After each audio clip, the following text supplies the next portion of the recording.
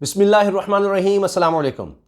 खबर यह है कि अमेरिका बहादुर के साथ बहुत बड़ा हाथ हो गया है, बहुत बड़ा हाथ हो गया है और बड़ा धोखा हो गया है। इस पर बहुत ज़्यादा अब लिखा जा रहा है कि अमेरिका जो ख़ुद को बहुत चालाक समझता है, बड़ा होशियार समझता है, बहुत ताकतवर समझता है, उसके साथ इतना बड़ा धोखा उसके अपने ने कर दिया, इतना बड़ा चकमा दे दिया, उसको समझ ही नहीं आ रही अब इससे किस तरह निकले।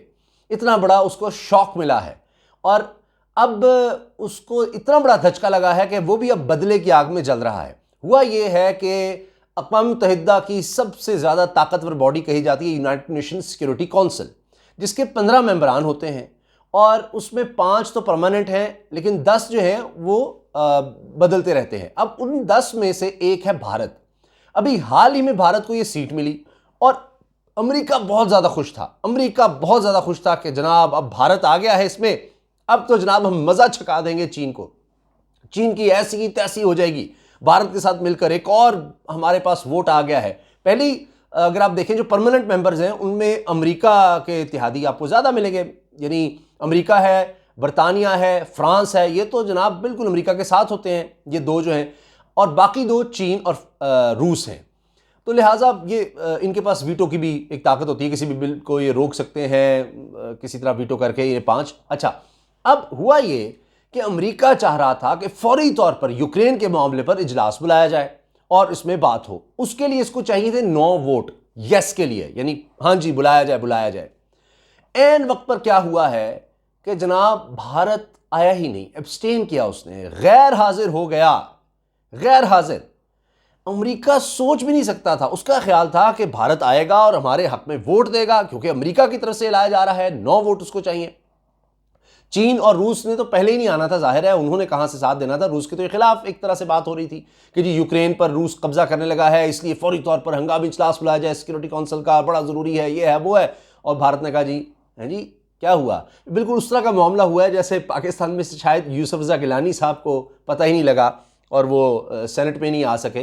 तो बहरहाल उसी तरह भारत के साथ हो गया है और ये अमेरिका दूसरों के साथ बड़ा करता रहा है।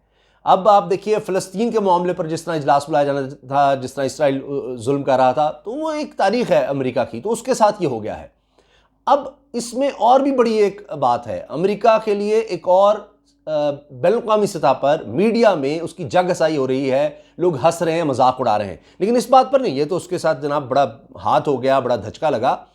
और क्योंकि यूक्रेन के मामले पर आप देखें ना कि इस वक्त अमेरिका कह रहा है कि रूस किसी वक्त उस पर कब्जा कर सकता है और हमें उसको रोकना है, फौजी उस इलाके में भेज रहा है, बहरी बेड़े भेज रहा है, जंगी जहाज़ भेज रहा है, बड़ा कुछ कर रहा है। लेकिन असल उसको ये था कि कोई ये हमें जंग से पहले पहले कोई मामला इस तरह से हो जाए, रूस पर दबाव ले आए, रूस पर पाबंदियाँ लगाएं, ये सारा कुछ हो। मगर वहाँ तो आप देखिए 9 वोट चाहिए थे पॉजिटिव, वो भारत के ना आने से, इसका बड़ा कलीदी किरदार था, कलीदी किरदार था भारत का। ये बड़ा मौका था, अहम मोड़ था उसके लिए, अमेरिका के लिए, उसकी साख के लिए बहुत अहम। आप देखें ना किस हद तक वो जा रहा है, वो जंग की कैफियत में जा रहा है रूस के खिलाफ। तो उसमें भारत उसको आखिरी वक्त पर, एन वक्त पर जनाब धोखा दे गया, वोट डालने नहीं आया, मतलब एब्सटेन किया, गैर हाजिर हो गए।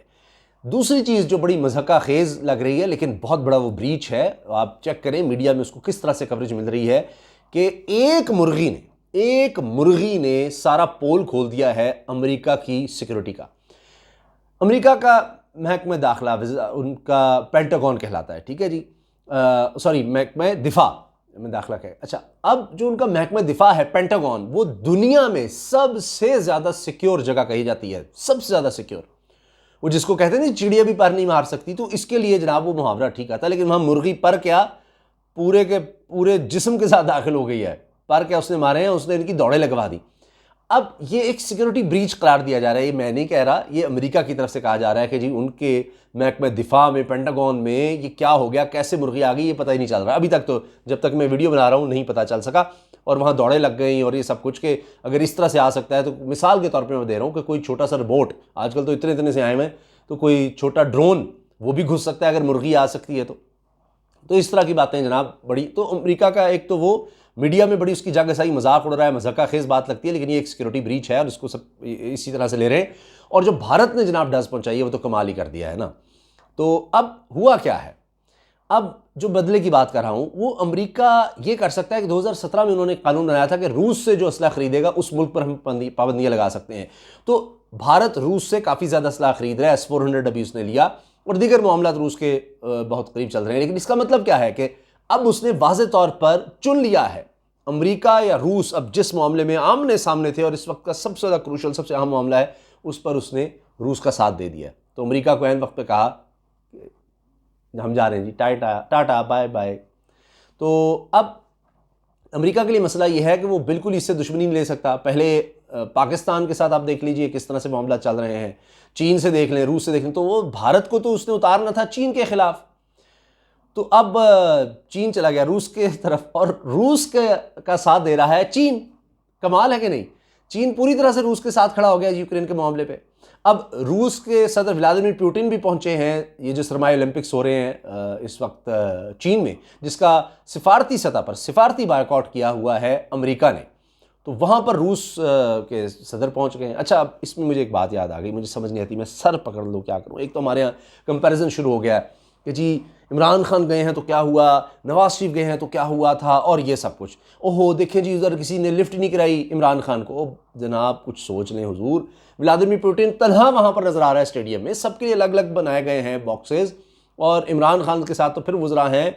फिर उसके अलावा देखें कि मैं आपको इसकी अहमियत बता दूं, 2 साल बाद, तकरीबन 2 साल बाद चीन के सदर शी जिनपिंग किसी से मिल रहे हैं तो वो इमरान खान है। ये वबा के दौर में बिल्कुल मुलाकातें बंद कर दी थी, ख़त्म कर दी थी। खैर हम किसी और तरफ चले जाएंगे। तो अब ये देखिए कि अजीबोगरीब सूरत हाल है कि कहीं रूस और चीन इकट्ठे हैं और भारत जो है वो रूस के साथ है मुकम्मल तौर पर क्रूशल एक चीज़ में, लेकिन चीन के ख़िलाफ़ है। ख़िलाफ़ किस तरह है भारत, आप देखिए कि उसने भी बायकॉट किया है अमेरिका के साथ, अमेरिका, कनाडा, इसके अलावा ऑस्ट्रेलिया है, दीगर ममालिक हैं जो अमेरिका के करीब समझाते हैं, उन्होंने बायकॉट किया, सिफारती बायकॉट।